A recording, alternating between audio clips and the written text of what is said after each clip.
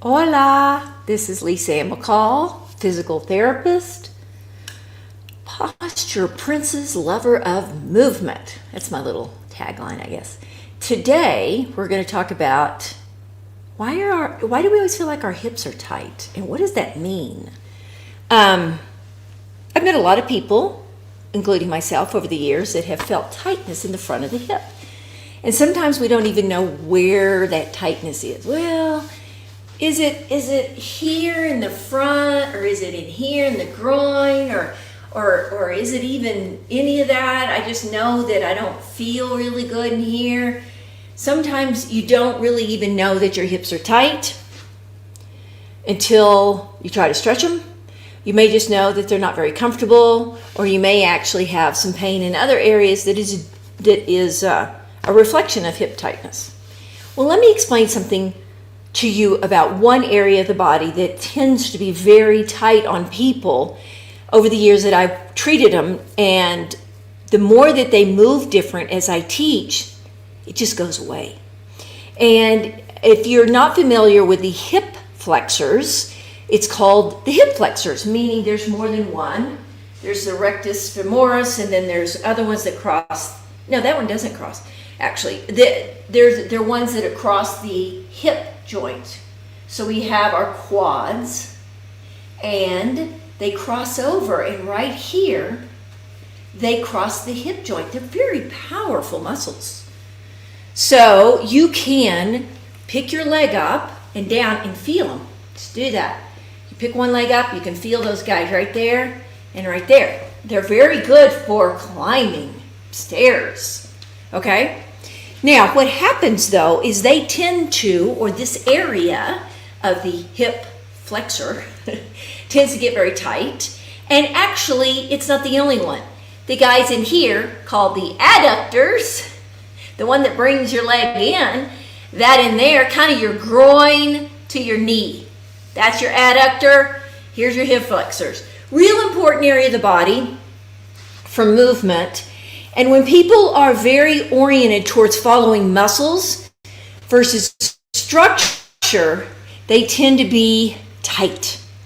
And I can't get off on all the reasons why, but I will show you something that will cause them to relax. Now, I am more of a firm believer that muscles are tight because they're chronically asked to be doing something and it's not what they're designed to do.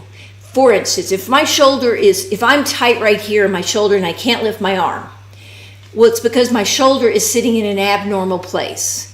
Now, I can sit and talk to you all day about how to stretch my pec, how to stretch my anterior shoulder muscles, the deltoid, all these little bit of the bicep, blah, blah, blah. But if I don't focus on muscles and I leave that idea away, and I start to focus on how is my spine and my shoulder blade and my ribs, how are they all moving in a harmonious way, then automatically this area just doesn't get real tight. It will start to loosen, and then tightness is just kind of gone. So if I chronically have to stretch an area, it means I'm probably not using those muscle groups in a way that causes me to be able to have more mobility. Let me explain one. I think that can be confusing, but let me use an example. In people in other countries, when they bend over a lot and work on the ground, or they'll use the ground, like they bend over and they may be working in the field. And they will be doing this most of their life, or all of their life. And they can bend amazing. It's just amazing. And they can be like this, and this is their world, okay? Here's their world of work. You know, this is their computer. This is their desk work. They're in the field doing something. And maybe they later on are squatting down and cooking their meal. But my point is they're bending all the time. Now, they don't have really tight hamstrings. Why would they? Because their life, the world that they work in is down here. So all of this back here is what I call strong and long, lengthened and strengthened. The back of their body is doing the work, and it is not too tight. Now, I have pretty good mobility, but I don't work on the ground, so I don't have anything like they do. But I have good enough to where I'm really comfortable, and I don't feel tightness in my hamstrings unless I do something that is out of my ordinary. So I guess that was my example of you don't need to stretch something separate usually from your reality. All stretches should really be very similar or easily woven back into reality. In other words, this is my hamstring stretch. I call it butt up the wall. This is how I strengthen my back and my buttocks. So they all come together. So let's get to the subject. Tight hip flexors. This is tight. This is tight. Well, what is causing some of that problem is sitting in a way that your butt is either tucked or your tailbone is dropped, or you don't have a natural arch in your back, and your leg bones are a little too forward compared to under your body. This is under my body. So I got this little plumb line, and I hope it works because it's really hard for me to see that. But what I'm doing is putting it at my hip. I put it at the ball of my hip, okay? This is my hip joint right here. This is how you measure a cane or a crutch, right here at the acetabulum. Anyway, so I go right here, and that lines up with my ankle. And I've got bone lining up with bone, and you can't tell in this black shirt, but it goes all the way up, and I'm lined up with a lot of bone on top of bone.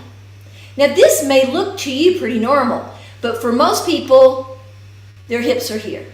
They have tucked, dropped their tailbone. Either way, I use tucked and dropped the same. Many people get upset about that. They think there's a big difference. That's fine. I'll just say drop so I don't cause controversy. You drop your tailbone, and what you do is probably the thing that people just don't notice is this leg bone goes forward. So what? So what if it goes forward? Well, there's a lot of things. One thing is you're not lining your bones up as they're naturally designed to do. If you look at a baby in a diaper, they're going to be standing like this. They're lined up beautifully. If you look at a lady that's carrying a pot on her head, she's going to be lined up like this because she's not going to have a pot of rocks sitting while she's slumping. Or tailbone drop. She's going to line up as much bone as she can, and that's the stability of the body. So when my tailbone drops, I engage right here. My muscles have to work more. Right here, they have to. I'm going to exaggerate it so that you can see. If I went too far, everybody would agree that's pretty much too far, but a lot of people live like this. If I stood like this, well, in some ways I'm hanging out on some ligaments that I have here, but I'm also causing my muscles to engage to help hold me up. The less muscles you use to hold you up, the better. And you're not going to know. You can't say, oh yeah, I can tell I'm using the multifidi right on my spine, but next to my spine. These are not thinky things. These are subtle changes as you move. The body subtly contracts and then relaxes and contracts and relaxes, and different things kick in, and it's just amazing. It's like it's an orchestration of so many systems in your body working together. It's not your musculoskeletal system over here doing it by itself. It's working with your other systems, okay? Your balance system, okay? Your inner ear. It's working with the neurological system is the overall, that, you know, your central nervous system is wired with all these other systems. You know, your intestinal system, your heart, your breathing, your lymphatic. There's all sorts of things that are all working together. And movement, when you move or don't move, the more efficient you move, the more efficient the whole system is. It's just all connected. And for years, I didn't really even realize this until constantly I saw how people were more relaxed. They had better muscle tone. They had a more relaxed jaw and face. I'm just pulling stuff out, you know.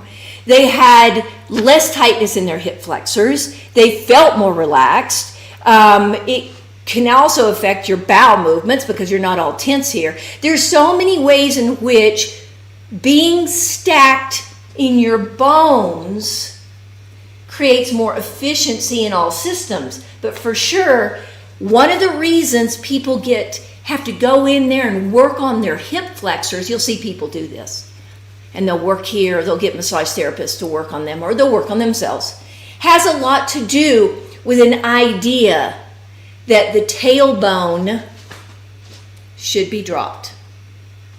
And I've helped people undo this principle over and over again. And when they get into the principle of their femurs back more, like I just showed you, like that, when their femurs are back, whoops, it's coming up. It's easier if it rests. Then the hip flexors start to relax. Now, in the beginning of standing is a very subtle, a little bit more complex movement because you're putting all your weight on these two little feet and on your crotch. You know, if I had something on my head and I'm carrying it standing here, that weight will just be distributed through my body to my crotch and my feet. It's very similar to a woman who's pregnant. Where is this weight? This weight is going through her pelvis and her feet. And that's really similar to how we're thinking when something's on your head. Now, if you could just get off of the internet and start to feel this stuff and not try to read what's right and wrong, you'll start to feel like, wow, this is really different than what I was told and what I thought. So let me show you a picture from an anatomy book from the 1950s. It's called Camp Anatomy Book. Now, what I want you to notice is there's not excessive amount of curvature of the spine, but there is a little bottom there. And what I think is fascinating, we used to do, we don't do anymore, is we show this open body. Because what's real in vogue is to pull your stomach in, press your spine back, and really be tense in here. Whereas this is a much more open as in like that kind of body. Open, and then there's this little curve in the low back. It's just anatomy, people. You know, it's just your spine. You know, if you had all these little pieces of spine, you started stacking them up, and you put the greatest amount of surface area on top of another great amount of surface area, meaning that a logo, you want to put them up right, you want to stack them best you can, this is what you're going to end up with. It's not what you have been told and heard and all that. And I think I've shown this one a couple of times. I'm going to show it again. Here's a woman carrying her life, and then a young girl with that same openness in the front. Now, this isn't excessive. It's hard to see that slight arch in the back. That's a good thing, because that lets you know we're not doing this. We're not sticking our bottom out like this and going overarching like that. We're not looking at that. But to get your thigh bones to rest back, it is a lot of work for the neck, back, and abs to bring all of this back. So I think I'm going to take you through that exercise. Now, if you're willing to go into detail with me, let's do it, okay? I'm going to bring this shirt up. And here we go. This is on my YouTube channel. It's a lot of little pieces, but you just have to be willing to go with me on this. So, you ready? Door. Okay, so I'm going to put my fingers on my spine. I'm going to put my heels comfortable width apart and my toes slightly turned out. Then I'm going to turn my upper thighs out. That may sound complicated, but it's just like if you're going to set up for golf, you got to spend some time working on every area. Toes are planted, thighs turned out, and I'm sticking my bottom out, and I go, wow, I have a little arch back here. So I have an arch. And if you don't have an arch, stick your butt up in the air more. You're not going to overarch if you don't have an arch. So you got your butt. Now, I'm going to straighten my thighs. And I'm like, okay, it's good. Now, what do I do? Most people struggle right here. Because I got to bring my body up. I can't just live like this. So to bring my body up, most people would say, well, if I come up, my thighs are going to go forward. And they do. Until you work very, very deep in your body. So my thighs are back, and I have to tell myself, chest, you got to keep your chest down, and you've got to stretch like crazy the neck up. So where the hinge is right in here. This is where people don't have a lot of feel. And what I mean by hinge is people tend to come up, and this is what happens, a big arch. Well, it's going to do that at first because you're short and tight in the back. So let's play with this. I straighten my legs, and now I'm going to keep my chest down. I'm going to stretch my neck, and I sometimes use my hands. And the best I can, I come up, and your abs will be working really hard, really hard. Not down here. I mean, they're all working, but you'll feel it more up high. And you come up, and what happens here is you feel like your butt is just sticking out to the world. And you got to go do this in the mirror. You got to go in your bathroom. You got to go, this lady's crazy online. I'm going to do what she said. I'm going to take my butt back in an arch. I'm going to relax my stomach. I'm going to bring my chest down. I'm going to bring my neck up. I'm going to come up. I feel tension here. You're going to feel tension because it's tight. But it'll relax. It'll relax. The more you relax here, you'll relax here. So I'm going to relax, and then before I know it, I'm standing up, and I think my butt is sticking out, but it's not. And you look in the mirror and you go, that's not so bad. A lot of work deep in the torso. A lot of work. Think of chest down, think of neck up, begin to keep, you're almost creating this very deep traction to bringing your body out of an old posture of tightness. And it's subtle in a way. In some ways it just seems extremely difficult at first because it's so foreign. But then the more you do it, it's like comes on, like your body just says, okay, I'll do that. I'll come up. And you feel work. You feel maybe tightness. You may feel things, but remember, when you feel tightness, you just relax. It's coming. Right here is where most people feel relaxed. If you've got to sway back, then you're going to have to work more here. So it's right here at these ribs. Where the ribs and the lumbar spine meet, that is where the magic happens and where your change needs to. And it's subtle. So don't worry about understanding it. Just go play with it and tell me what you think. Ooh, I went on for a while, didn't I? So there's your little story. Questions? Tom in Tucson says, explain the difference between hip and groin tightness. Okay. They're usually very close together. They're so much often very close. Hip, this is hip tightness. If right here, these muscles here, that would be hip muscles. Groin tightness is in here. When I want to bring my leg out, it's tight in here. If I want to bring my leg out, I'll feel tightness in here. If I want to put my legs apart, it'll be tightness in here. So this is your groin, and this is your hip flexors. And it's rare that they don't both get tight together. So you don't really have to separate them logically, you don't have to separate them when you're doing my movements. You'll probably feel stretch in both. Especially if you're doing the one I taught where you sit on the floor and stretch your legs out. Go back to that one. How I teach you to prop your butt up and spread your legs. You get both there. There you go. Next one is Stephanie, and William says, my groin or inner hips are always tight before I exercise. What or should I stretch? Okay, so why don't I show you a stretch that will change your posture and change your hip alignment so that you can have to stretch less. Like over time, you may go, wow, this feels fine. Okay, so I'm going to use this. Remember, John, we use this one over here? Mm-hmm. Okay, so I'm going to take this ottoman, and or I can take this table, John, because it's closer, okay? So what I'm going to do is I'm going to ask you to straddle something. Now, I'm using this table because that ottoman's kind of far away. And so let's say you straddle it, okay? Oh, I'm going to turn sideways. Now, here's what's important.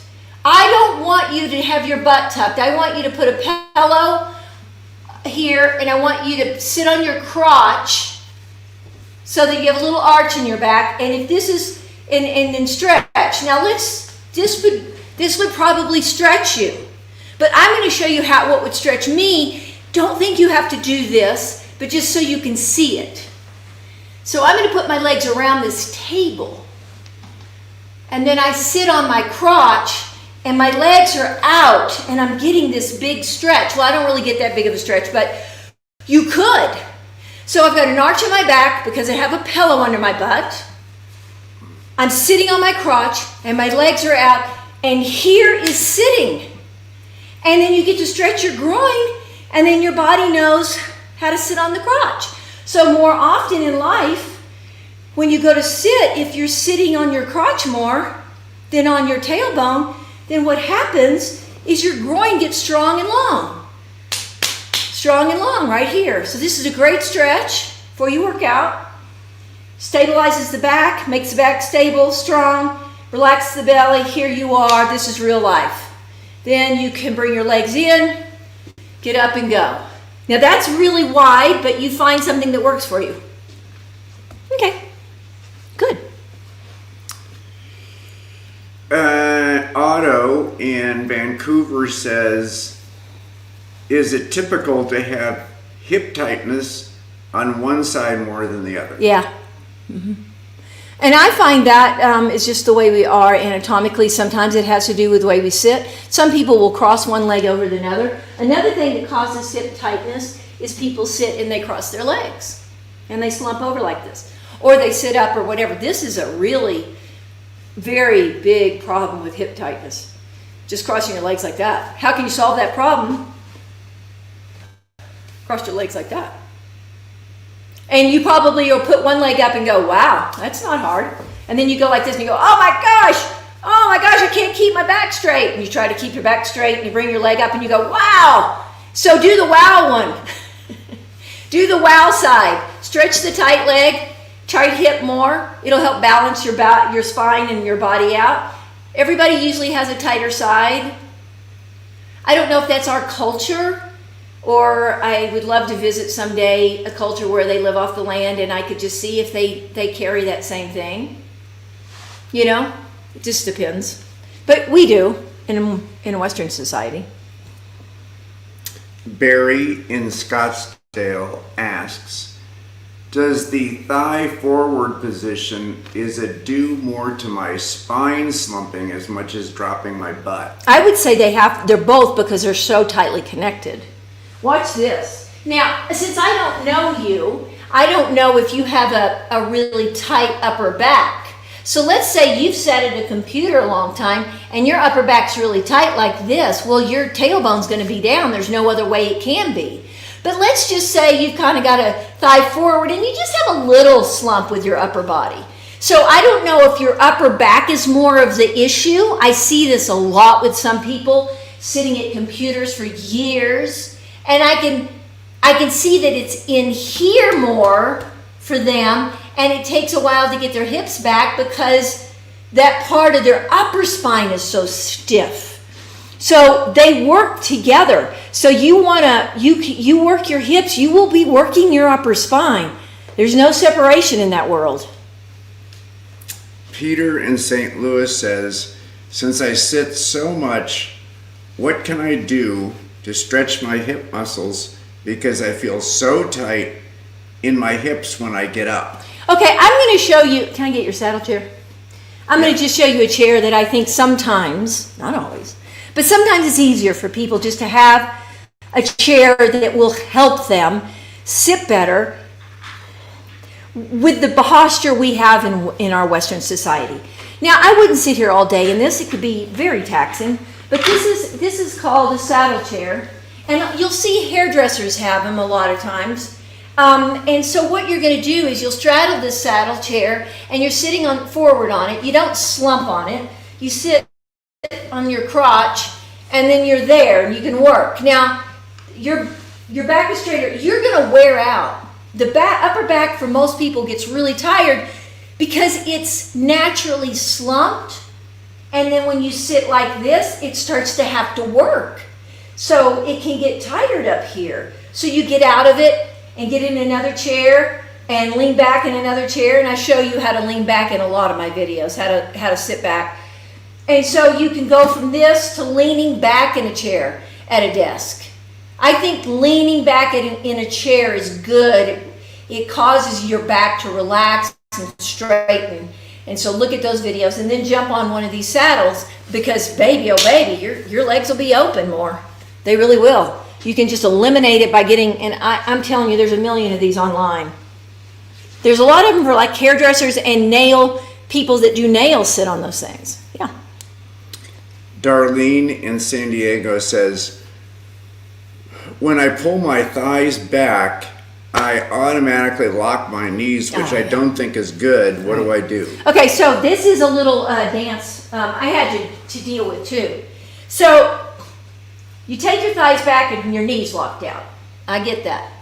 Okay? So what you have to do is you have to just slightly unlock them. And one thing that helps is pull your toes up. It sounds weird, but if I pull my toes up, for some reason, that doesn't allow, that pulling toes up can help your knees from locking.